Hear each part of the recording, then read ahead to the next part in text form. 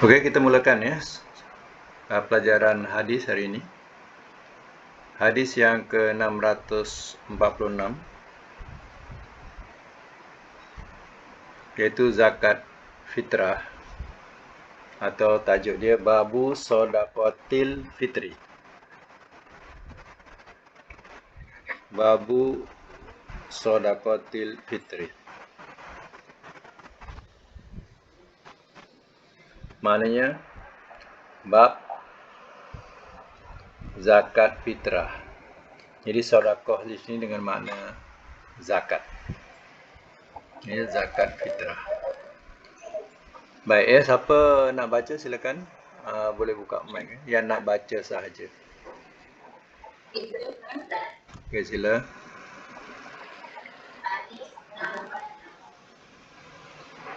Okey.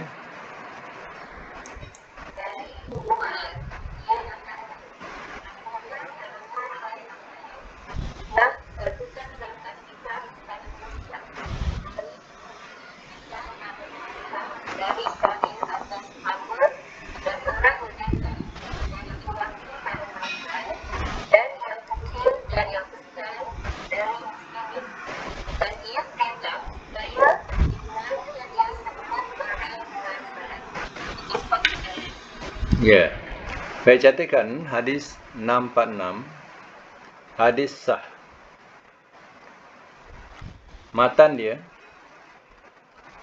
diharuskan setiap orang Islam mengeluarkan zakat fitrah. Hukum wajib.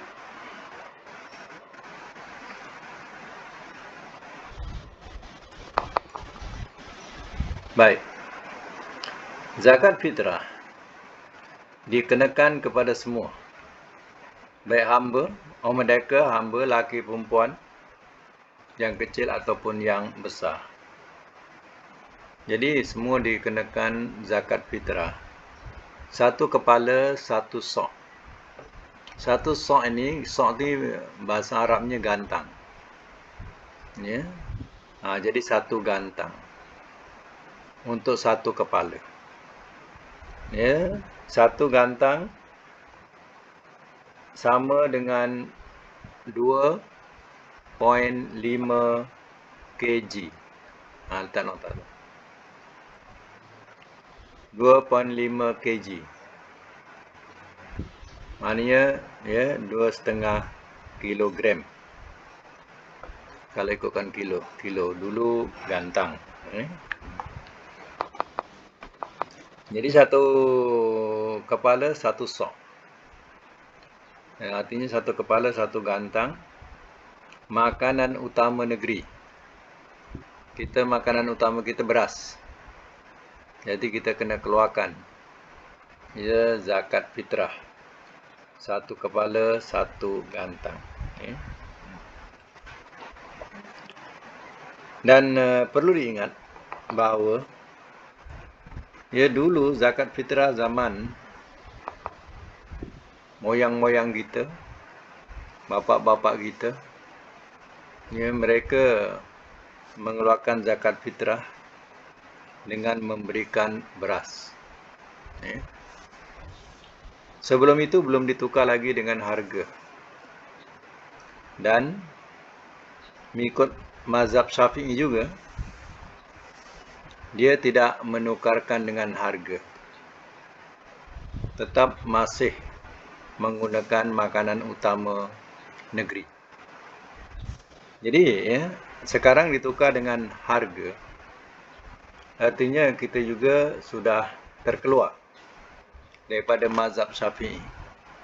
Dan kita tidak ikut ya Imam Syafi'i itu sendiri.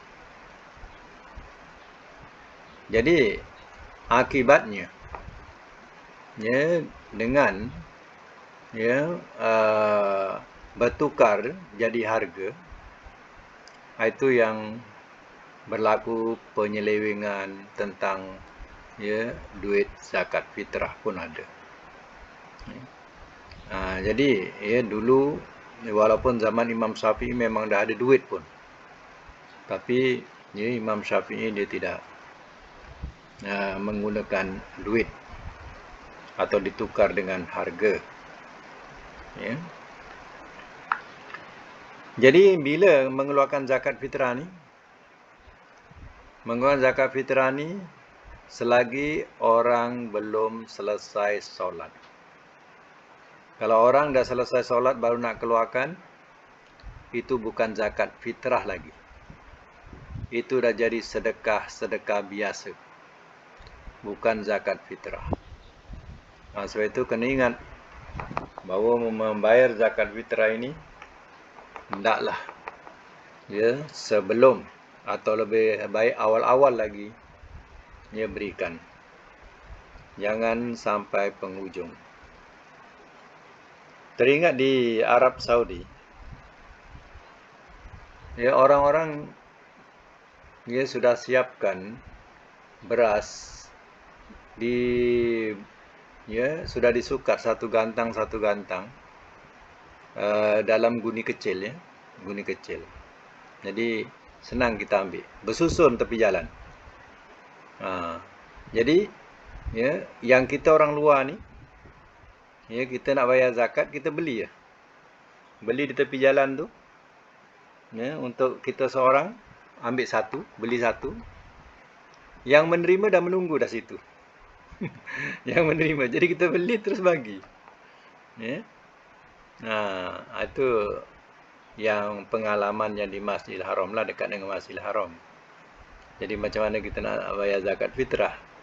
Itu rupanya banyak beras-beras dah bersusun kat luar tu untuk kita beli dan berikan. Berikan pun senang berikan, orang dah menunggu dah. Kita beli, bagi terus. Ada orang dah menunggu. Masih lagi gunakan beras. Tak ada gunakan duit pun. Jadi agaknya itulah hikmahnya kenapa tak ditukar dengan harga. Sebab bila ditukar dengan harga, itu berlaku penyelewengan. Bila bertukar dengan harga.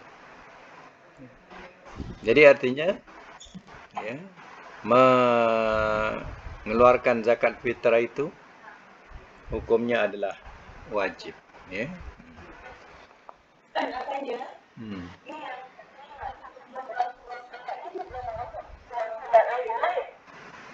Maknanya keluar solat ni maknanya dah habis solat lah. Solat raya, Idul Fitri. Idul Fitri. Maknanya dia punya habis je solat, orang keluar tu mana dah habis lah. Dah tak ada lagi untuk bayar zakat. Kalau dia bayar, itu bukan zakat namanya. Fadilat zakat tu dah tak ada lagi dah. Okey kita teruskan lagi hadis 647. Siapa nak baca? Buka.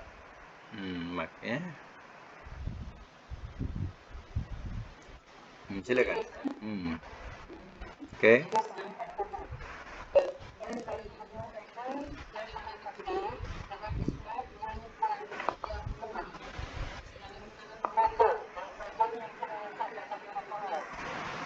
Ya.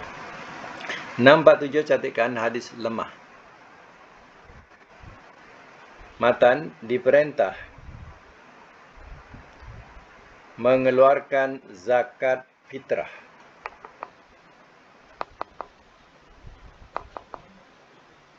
untuk orang-orang miskin sahaja.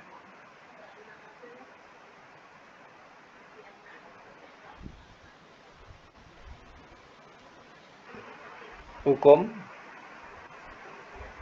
sebab untuk semua yang tersebut dalam surah Taubah ayat 60.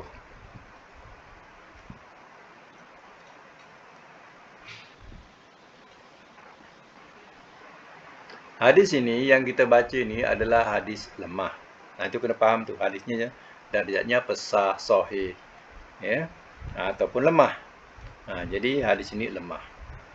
Jadi hadis ini ya seolah-olah zakat fitrah itu hanya untuk orang miskin saja. Ya, jadi jawapannya dia punya hukum tidak kepada orang miskin saja, tapi ya untuk semua yang tersebut dalam surah Taubah ayat 60. Ya. Dan hadis ini juga memberikan paham kepada kita bahawa jangan ada pada hari raya itu orang-orang meminta. Jadi sebab hari raya itu hari yang bersukaria. Jangan ada lagi manusia-manusia yang meminta-minta. Melainkan hari itu hendaklah dihiburkan. Ya, diberikan kecukupan untuk dia berhibur hari itu. Jangan dijadikan hari itu sebagai hari kesedihan. Itu yang selalu berbahas tentang masa ziarah kubur, iaitu masa hari raya. Sepatutnya hari raya hari berhibur, tapi hari raya dijadikan sebagai hari kesedihan, menangis atas kubur. Itu yang jadikan pertikaian tentang hari lain patutnya boleh ziarah kubur. Tapi kenapa pada hari raya itu dia ziarah kubur dengan keadaan yang sedih, menangis, sedangkan hari raya itu perlu kepada satu hati yang terhibur, bukan sedih. Kalau nak ziarah, ziarahlah pada hari yang lain, supaya hati itu tidak kesedihan atau berduka pada hari raya itu. Itu yang sepatutnya, yang sepatutnya. Tapi terkadang jadi satu adat kebiasaan masyarakat kita. Balik-balik dah ziarah dah ziarah kubur atuk. Dah ziarah kubur nenek. Dulu-dulu macam itulah. Kalau balik mesti ditanya. Dah ziarah kubur atuk, dah ziarah kubur nenek. Macam itulah. Kalau ada mak ayah yang dah meninggal, dah ziarah kubur mak dah. Jadi ada jadi satu adat bila hari raya saja dimulakan dengan ziarah kubur. Jadi itu tidak ada adat dalam Islam. Itu adat dibuat. Okey, kita teruskan lagi 648 . Hadis 648, silakan. Okey, sila.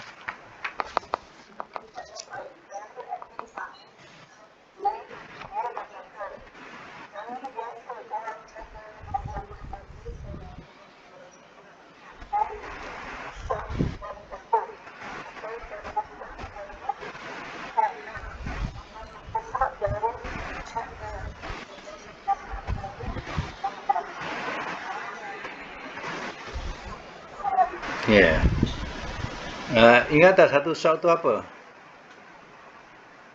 Satu sok tu satu gantang.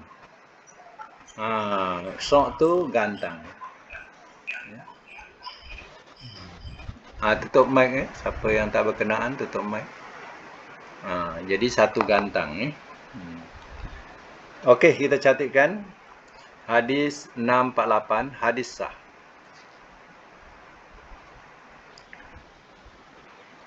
Matan menerangkan ukuran zakat fitrah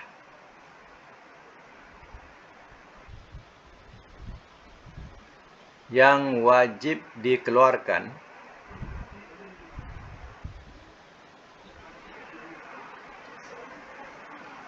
ialah satu sok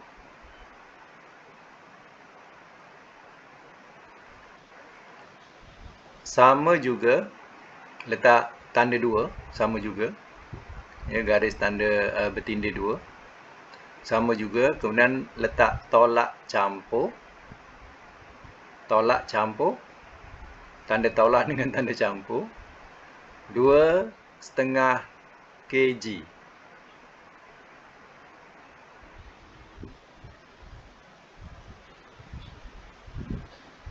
2,5 kg. Mana tolak campur yang dikatakan satu sok tu, satu gantang tu lebih kurang 2,5 kilo.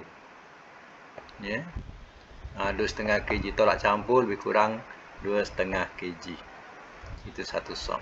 Ya. Kalau ukuran orang kampung lah, satu sok ni dia cukatan gantang mana ada kat rumah, yang ada kat kedai. Ya. Jadi orang kampung dulu kalau menyukat satu sok tu adalah 12 tin susu cap junjung. Ya. Kalau 12 tin tu, itu maknanya satu gantang. Ya. Itu saiz kecil. Macam sekarang ni ada saiz yang panjang macam FN, dia keluarkan yang panjang kan, yang tinggi. Jadi yang biasa.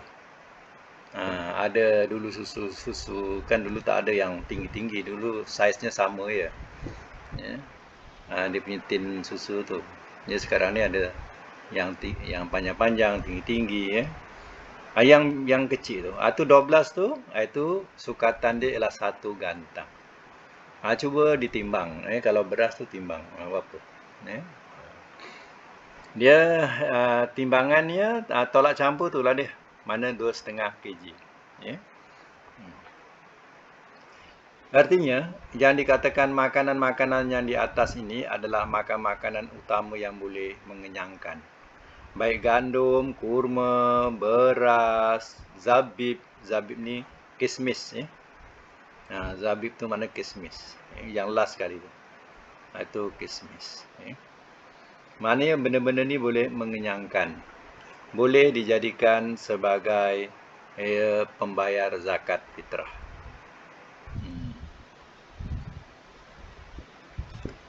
648A, siapa yang baca tadi? Sambung baca 684A ni sama dengan yang di atas. Sambung tadi, yang siapa baca tadi?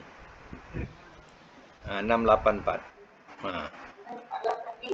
Okey.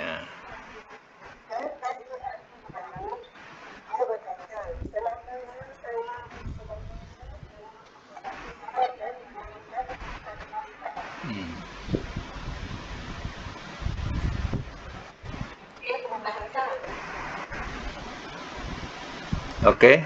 648A. 648B?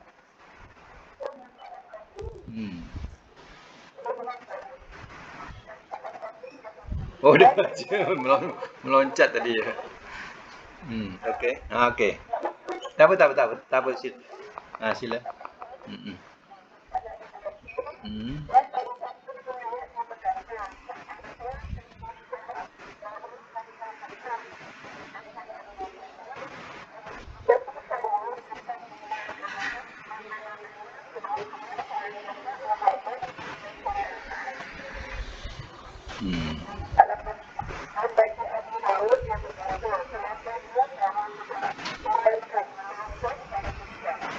Jadi artinya ya, makanan-makanan ni makanan yang utama yang boleh dimakan pada setempat itu.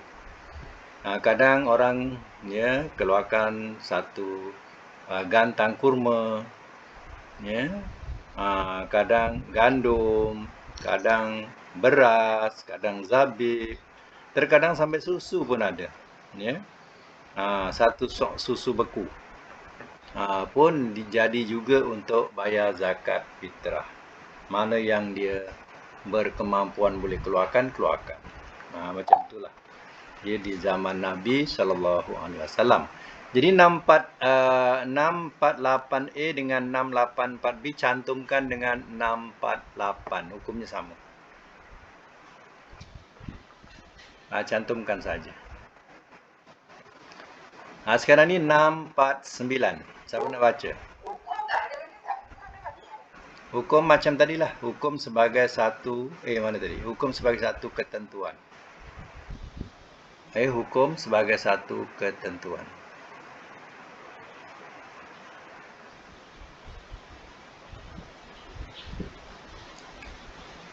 Okey, sekarang 649. Siapa nak baca? Silakan.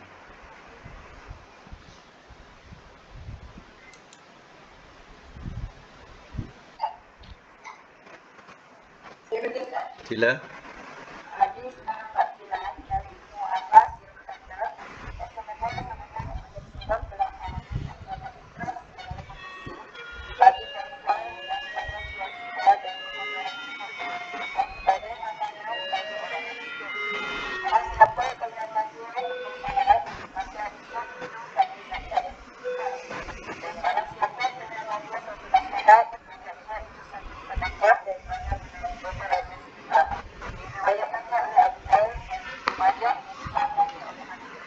Ya.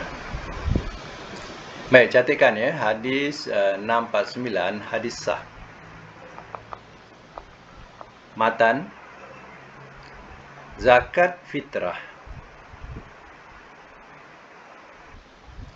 yang dikeluarkan sesudah solat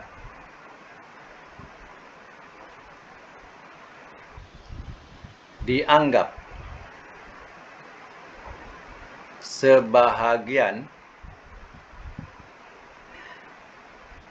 sedekah-sedekah biasa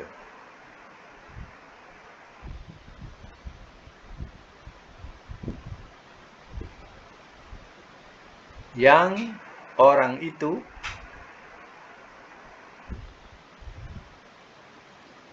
dianggap berhutang yang tidak dapat dibayar.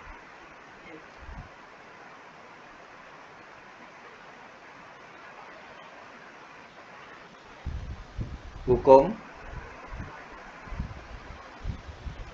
sebagai satu ketentuan.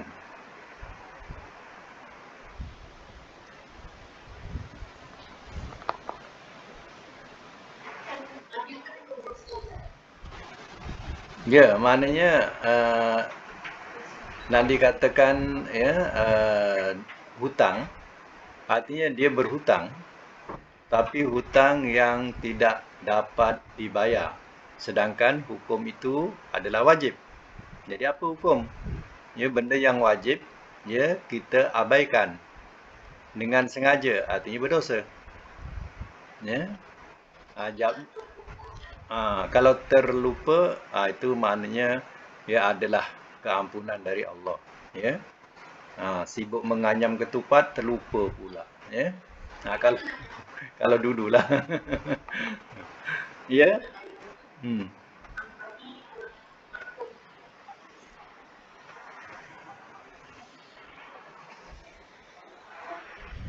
Ya, maknanya ya zakat fitrah ni semuanya kena, yang fakir pun kena.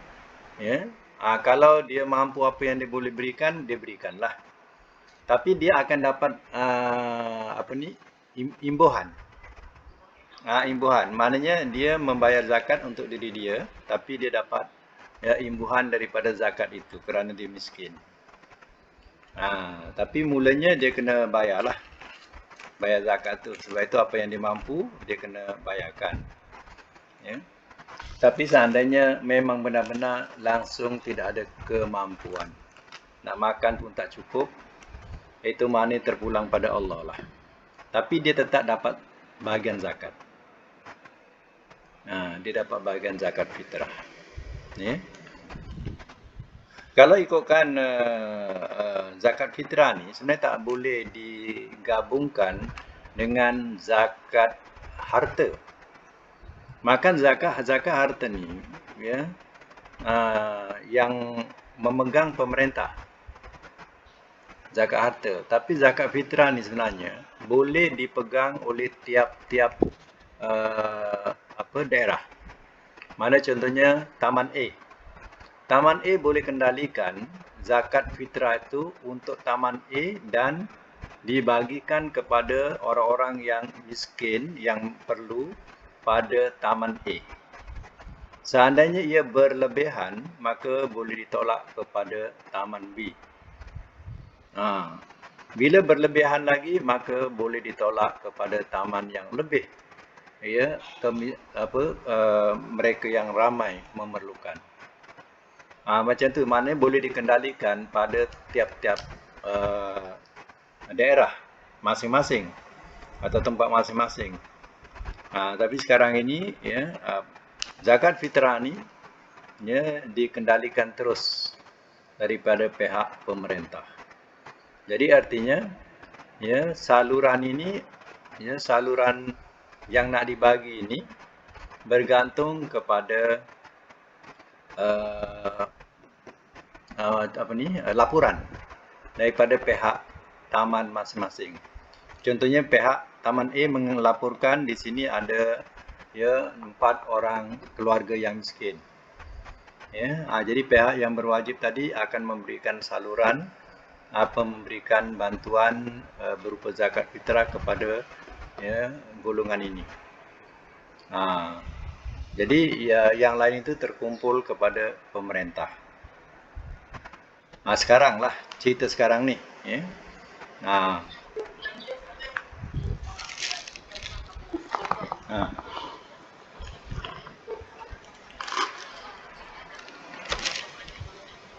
Ya, ini masalah dia bila dikendalikan bukan orang daerah tu sendiri kendalikan.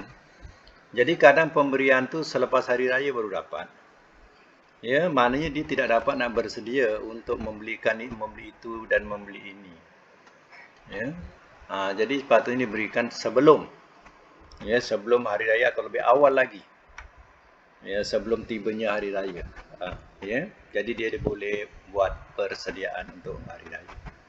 Itulah sepatutnya zakat fitrah ni. Sebab zakat fitrah ni kalau dulu-dulu zaman imam-imam dulu pun yang kendalikan tempat masing-masing. Ya, kampung A, taman A contohnya mengendalikan untuk orang dia. Jadi bila dah terkumpul, dia cepat bagi. Sebab taman A kumpulkan untuk taman A. Jadi mana-mana yang diperlukan cepat sampai, cepat dibagikan. Jadi mereka lebih tahu. Ya.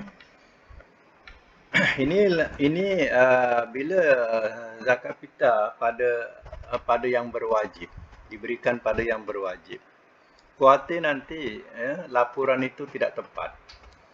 Contohnya yang melaporkan keadaan orang-orang yang susah di sini mestilah bergantung kepada laporan daripada ketua kampung, imam, ya. Seandainya tidak sehaluan, ya, imam atau ketua kampung tidak sehaluan dengan keluarga itu, maka tak dicatatkan, tak dimasukkan, tak dapatlah bahagian. Ya. Ini ya, satu penganiayaan. Ya, tak boleh macam tu. Okay. Jangan sampai berlaku macam itulah. Itu maknanya zakat fitrah. Ya. Dan perlu diingat zakat fitrah jangan ya, kita berikan selepas hari raya.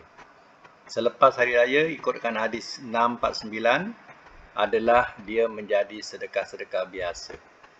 Dan dianggap ya, bahawa orang itu berhutang, tapi hutang yang tak boleh dibayar. Bayangkan, hutang tak boleh nak dibayar. Sama dengan bahasa puasa, yang hadis puasa. Kalau kita sengaja tinggalkan puasa tanpa uzur bulan Ramadan, tanpa ada alasan, ya, maka kita bayar puasa tu ya, setahun sekalipun ya, tidak akan terbayar apa yang kita tinggalkan tadi dengan sengaja. Jadi tak boleh kita tinggalkan dengan tanpa keuzuran, alasan keuzuran. Ya. Okey, tamatlah bab ya, zakat fitrah. Kita masuk satu lagi bab baru, iaitu babu sodakotit tatawu'i. Babu sodakotit tatawu'i. Ada waw ya. Tataw ada waw, sabdu tatawu'i.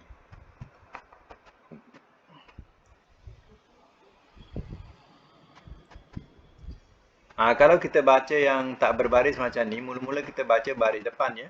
Babu. Tak boleh babi, baba, tak boleh. Ya. Mesti babu. Babu. Kemudian, ya, yang kedua, perkataan yang kedua, bariskan bawah kerana dia jadi mudhaf. Babu sodakoti. Ti kena baris bawah sebab dia jadi mudhaf ilaihi. Ya. Kemudian, ya, sodakoti dengan tatawu'i. Tatawu'i pun ikut baris bawah, ikut sodakoti, dia jadi tatawu'i mudhaf ilaihi lagi. Yang mana jadi mudhaf, ya, dia tidak boleh diletak alif lam. Yang boleh diletak alif lam yang akhir sekali jadi mudhaf ilahi yang last sekali. Contohnya sodakati mudhaf, at-tatawu'i mudhaf ilaihi. Jadi mudhaf ilaihi itu boleh ada alif lam sebab dia yang terakhir. Yang tengah tu dia tak boleh tak alif lam. Babus sodakotit. Tak boleh, ya. Jadi, tak ada alif lam yang pertama. Yang kedua boleh ada alif lam. Sebab yang kedua tu tatawu'i itu yang terakhir bagi perkataan. Itu maknanya bab sodakoh, bab sedekah juga. Boleh terjemah sodakoh. Tatawu, ya, kita terjemah juga. Ya, tatawu. Bracket sunat. Besok dalam bahasa fiqh, kalau disebut solat tatawu, solat sunat. Sedekah tatawu, sedekah sunat. Ya. Kalau dalam bahasa fiqh orang sebut, ya, kita buatlah solat tatawu. Solat sunat maknanya. Ya. Sedekah tatawu, sedekah sunat. Tadi zakat fitrah tu termasuk hukum wajib. Sekarang ni sedekah tatawu maknanya, ya, yang dikatakan bab sedekah sunat. Baik, sambung. Siapa nak baca? Silakan. Sila. Yang pertama sebut.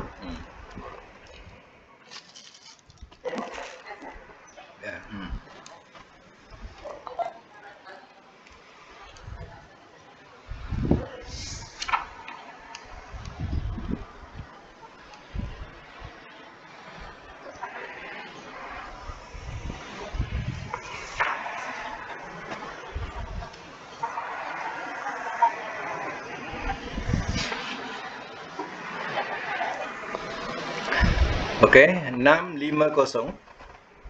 Hadis 650, hadis sah. Matan, dianjurkan mengeluarkan sedekah dengan tidak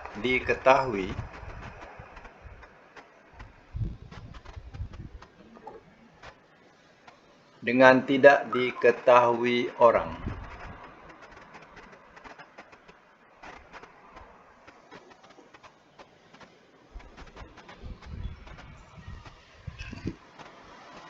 Hukum sunnah.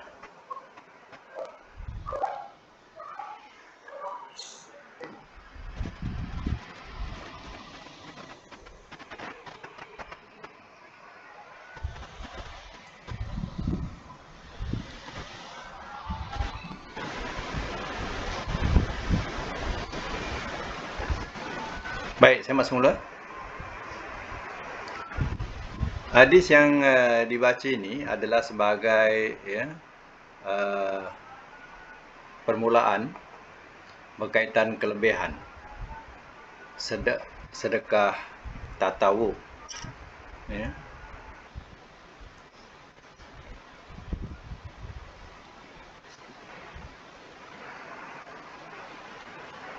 Baik, saya masuk mula, ya.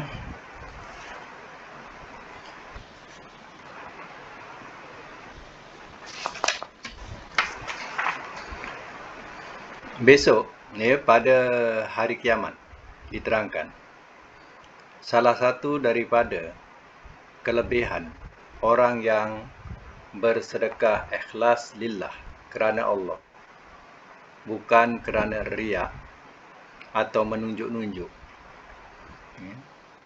dan diibaratkan sebagai sabda Nabi, la ta'lama shimaluhu tunfiku yaminuhu, sehingga tidak diketahui oleh tangan kirinya apa yang dibelanjakan tangan kanannya. Kan tangan ni adalah, dua tangan ni kanan kiri adalah tempat yang paling hampir. Kanan kiri adalah tempat yang paling hampir. Bayangkan, tangan kanan yang berinfak, tangan kiri tak tahu. Apa maksud? Demikian, sudah tentulah kiasnya, dia menginfakkan, dia membelanjakan, sehingga orang lain yang terdekat pun tidak mengetahui apa yang disedekahkan oleh dirinya. Macam itulah dia punya cara dia nak sembunyikan. Sebab syaitan ini memanglah dia mencari jalan seboleh-bolehnya suruh kita riak, menunjuk-nunjuk. Tujuannya apa? Dia nak membatalkan kita punya kita punya infak tadi. Dia mesti carikan jalan supaya apa? Supaya kita menunjuk-nunjuk.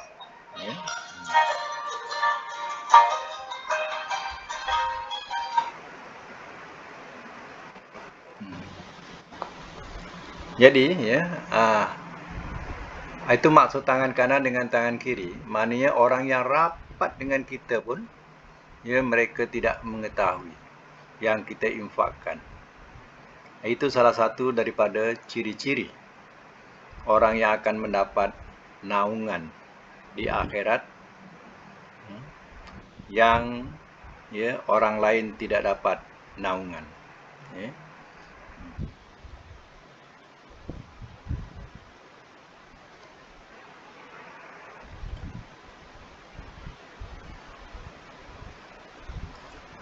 Baik, siapa sebenarnya yang dikatakan 7 orang yang mendapat naungan ini? Yang dikatakan di sini hanya 1.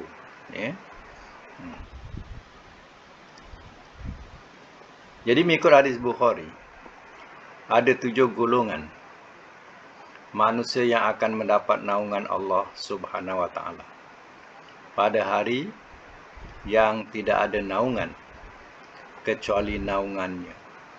Di mahsyar ni kalau nak tahu, tempatnya adalah tempat yang paling luas, dan tidak ada, di dalam Quran disebutkan tidak ada yang lekak-lekuk, rata serata-ratanya, macam kita berada seolah-olah di tengah padang pasir yang luas. Macam tu. Pada masa itu tidak ada naungan. Matahari bersinar, tapi tidak ada naungan, satu naungan pun, pohon-pohon pun tidak ada. Jadi pada masa itu hanya naungan adalah naungan Allah semata-mata.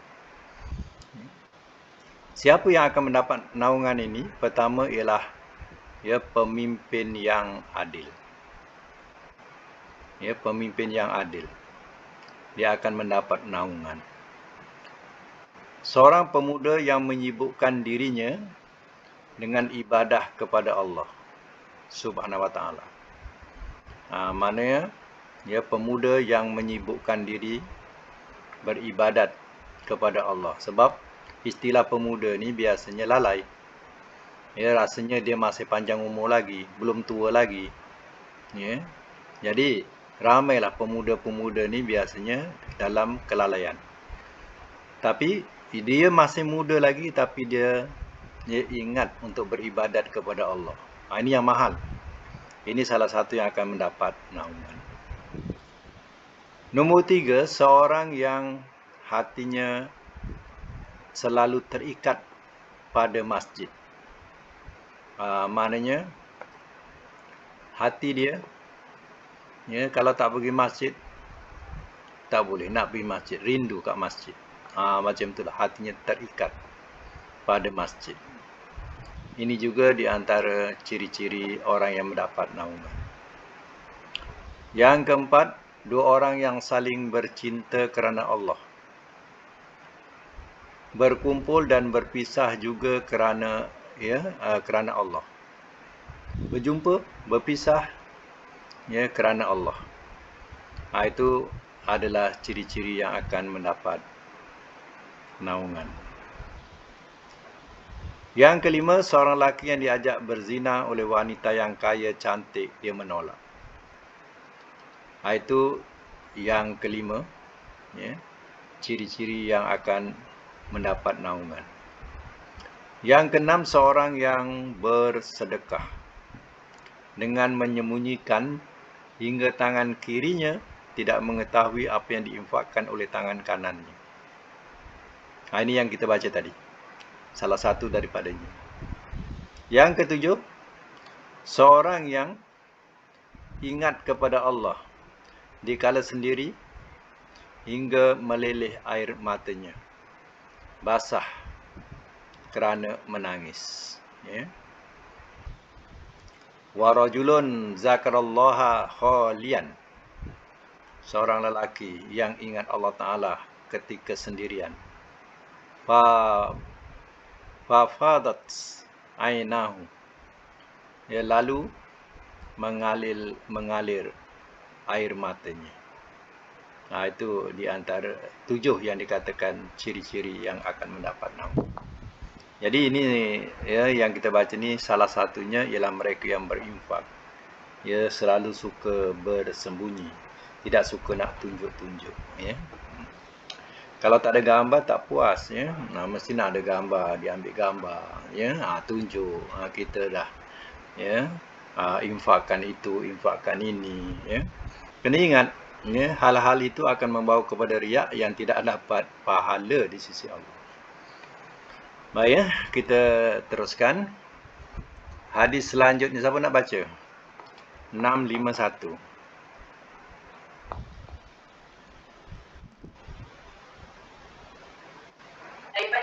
Sila. 651 dari Uqbah bin Amir, dia berkata, saya dengar Rasulullah SAW bersabda, tiap-tiap seorang bernaung di bawah naungan sedekahnya hingga diputuskan sebagai golongan antara manusia. Diriwayatkan oleh Ibnu Hibban dan Hakim. Itu yang kita cantikkan dulu. Hadis 651. Hadis sah. Matan menekankan supaya kita suka mengeluarkan sedekah.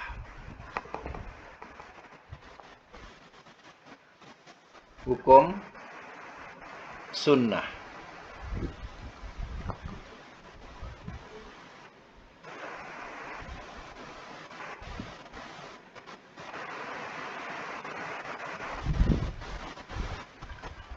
Baik. Katanya, tiap-tiap seorang fi zillin sadaqatihi, tiap-tiap seorang pada naungan sedekahnya hatta yubsala bainan nas, sehingga ia diputuskan di antara manusia. Ini makna di mahsyar. Di mahsyar ni tidak ada naungan. Langsung tidak ada naungan. Tapi dengan bersedekah tadi, itu akan jadi naungan buat kita. Dan naungan ini sentiasa menaungi sehingga selesai pembicaraan di mahsyar itu. Bayangkanlah kalau kita kat dunia ni pun cukup. Kalau kita diletakkan di tengah padang pasir, apa jadi pada kita dengan keadaan yang tidak ada naungan, tidak ada kenderaan, tak ada apa, tak ada itu, tak ada ini. Macam itulah kedudukan mahsyar tadi. Itu yang dikatakan oleh orang-orang, dia punya matahari panas sejengkal. Matahari sejengkal. Matahari itu bukan sejengkal ke atas kepala kita. tapi kepanasannya seolah-olah macam atas kepala kita. Ya. Sebab itu akhirat besok kita berada di mana? Di dunia yang lain, ya, langit-langit yang lain. Jadi keadaan mahsyar tadi, ya, terang, ya, terang macam mana terangnya tengah hari. Di situ tidak ada naungan, ya, melainkan naungan Allah. Jadi siapa-siapa yang dulu bersedekah, dia akan dapat tempias daripada naungan itu. Jadi dalam keadaan orang yang mandi peluh kepanasan, dia tidak boleh masuk kepada naungan orang yang mendapat naungan. Terhalang, tak dapat masuk. Jadi orang yang dalam naungan tu, dia merasa selesa. Dia sambil menunggu keputusan. Selesa dia menunggu. Berbanding dengan orang yang tidak dapat naungan. Mandi peluk, jangan salah faham, mandi peluk. Itu dirasakan, kata orang tutur dulu, ingat, besok matahari saya jengkal di kepala kita. Bahasa tu kita kena faham, mana kepanasannya seolah-olah matahari tu berada di kepala kita. Macam itulah. Ya. Itulah mahsyar. Baik, ya, kita sambung lagi. Itu fadilat-fadilat berkaitan dengan sedekah. Orang yang suka bersedekah. Lagi 652, siapa nak baca silakan.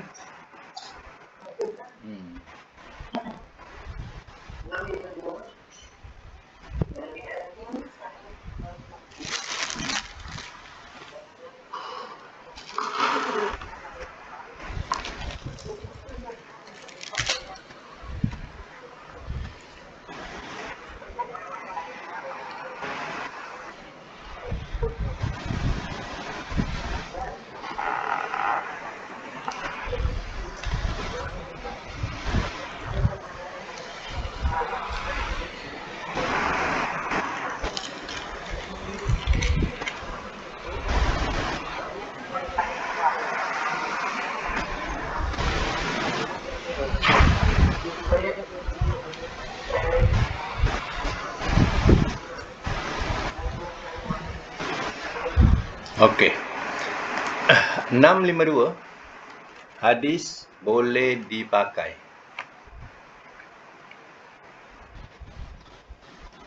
Matan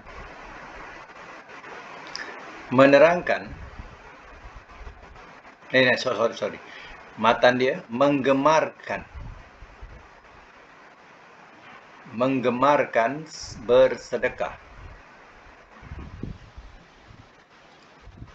baik dengan pakaian, makanan atau minuman.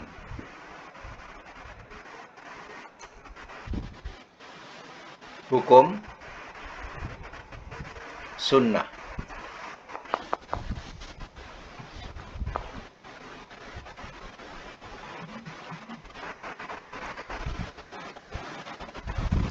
Baik, saya mak semula ya. Ini adalah di antara fadilat-fadilat ataupun kelebihan, ya, berkaitan dengan sedekah.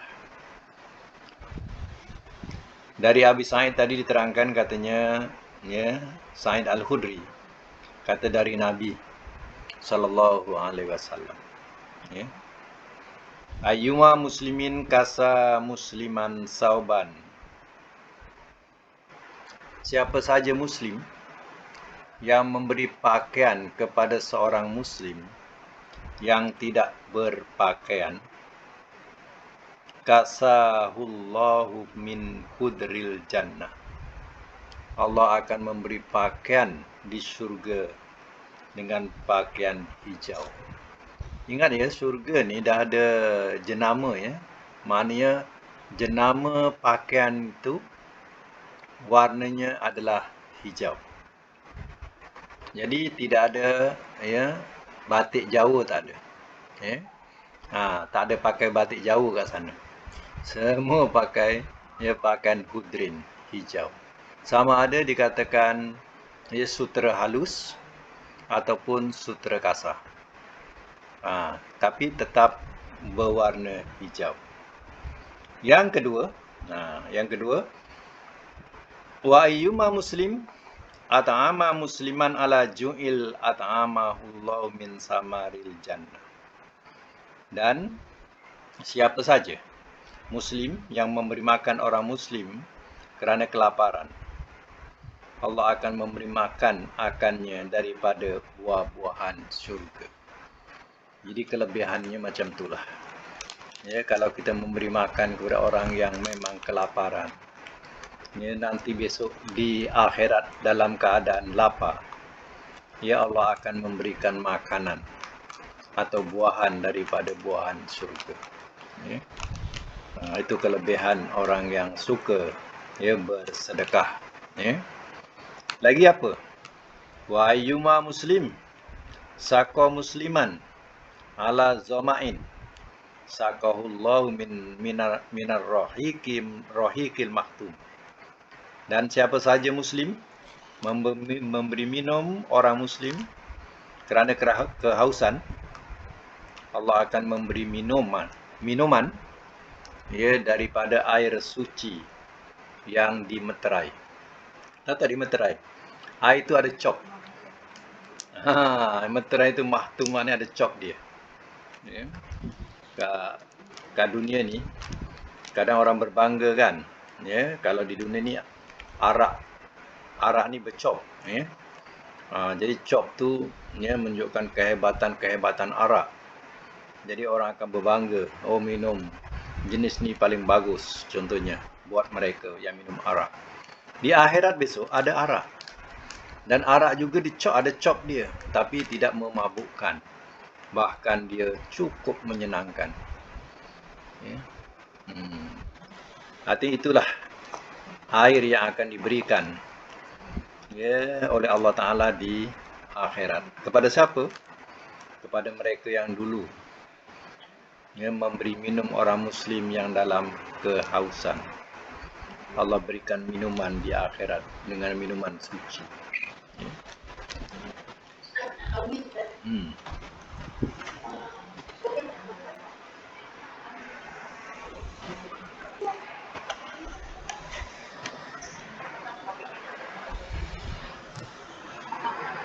Ya, itu dikatakan sebagai sedekah jariah.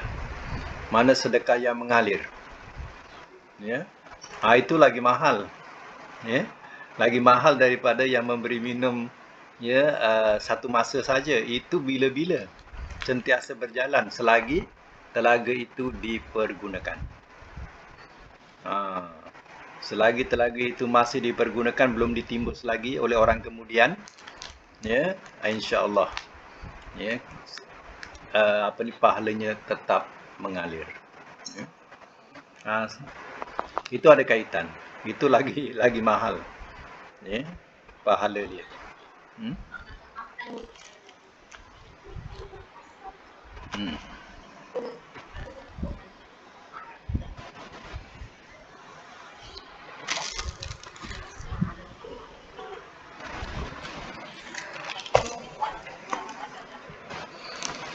Maknanya itu salah satu daripada sifat-sifat kemuliaan di bulan Ramadan. Jadi Nabi juga, ya, paling pemurah, diterangkan paling pemurah pada bulan Ramadan. Paling pemurah, maknanya paling pemurah tu Nabi lagi banyak, dia suka, dia memberi sedekah pada bulan Ramadan. Ya. Mana lebih pemurah daripada hari-hari lain. Itu samalah. Ya. Jawapannya adalah sama. Dalam keadaan orang yang haus, orang yang lapar, berpuasa, kita bagi makan, ia diterangkan bahawa ganjarannya kita akan dapat pahala setiap orang yang berbuka. Macam kita puasa, kita dapat satu, contohlah, dapat satu. Tapi kalau kita bagi orang berbuka, makan minum orang berbuka, kalau dia 20 orang tu dapat pahala buat kita 20 orang. Tengok kelebihan dia. Ya. 20 orang tu ya, kita akan dapat pahala daripada mereka. Mereka memang ada dapat pahala puasa dia, tapi kita yang memberi makan ni lagi banyak pahalanya. Kalau 30 orang lagi kita dapat pahala daripada mereka. Itu kelebihan orang yang memberi makan, minum orang puasa, ya, orang yang berpuasa. Ada pertanyaan lain boleh tanya, ya. Kita punya hadis sampai situ, 652 ya.